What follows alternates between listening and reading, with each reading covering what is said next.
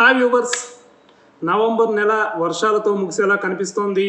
నైరుతి బంగాళాఖాతంలో ఉన్న ఫెంగల్ తుఫాను మరింత వేగంగా కదులుతోంది. ఇది వాయవ్య దిశగా గంటకు 15 కిలోమీటర్ల వేగంతో కదులుతోంది. ఇది నవంబర్ 30న అంటే ఈరోజు మధ్యాహ్నం తర్వాత తమిళనాడు పుదుచ్చేరి తీరాల దగ్గర కరైకల్ మహాబలిపురం మధ్య తీరం దాటే ఛాన్స్ ఉందని భారత వాతావరణ శాఖ చెప్పింది. తుఫాను తీరం దాటే సమయంలో గంటకి 70 నుంచి 80 కిలోమీటర్ల వేగంతో గాలులు వీస్తాయని ఐఎండీ అంచనా వేసింది. తుఫాను కారణంగా నవంబర్ 30న తమిళనాడుతో పాటు రాయలసీమ, కోస్తాంధ్ర, యానాంలో భారీ నుంచి అతి భారీ వర్షాలు కురుస్తాయని, కొన్ని చోట్ల ఒకేసారి ఒకే చోట భారీగా వర్షం కురుస్తుందని ఐఎండీ చెప్పింది. డిసెంబర్ 1న కూడా రాయలసీమ, కోస్తాంధ్ర, యానాంలో భారీ వర్షాలు కురుస్తాయని తెలిపింది. ఇంకా తెలుగు రాష్ట్రాల్లోని మిగతా ప్రాంతాల్లో ఈరోజు తేలికపాటి నుంచి మోస్తరు వర్షాలు కురుస్తాయని ఐఎండీ అంచనా వేసింది.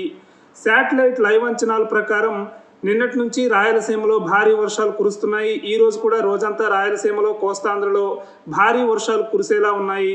అలాగే రెండు రాష్ట్రాల్లో రోజంతా మేఘాలుంటాయి.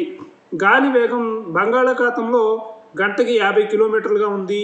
ఏపీలో గాలి వేగం గంటకి 14 కిలోమీటర్లుగా ఉంటుంది. తెలంగాణలో గంటకు 11 కిలోమీటర్లుగా ఉంటుంది. గాలి ఉన్నప్పటికీ మేఘాల కారణంగా కొంత ఉక్కపోత కూడా ఉంటుంది. ఉష్ణోగ్రత చూస్తే తెలంగాణలో 26 డిగ్రీల సెల్సియస్ ఉంటుంది. ఏపీలో 27 డిగ్రీల సెల్సియస్ ఉంటుంది.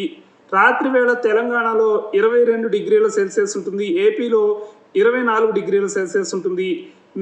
మేఘాల కారణంగా రాత్రి వేళ ఉష్ణోగ్రత కొంత పెరుగుతుంది.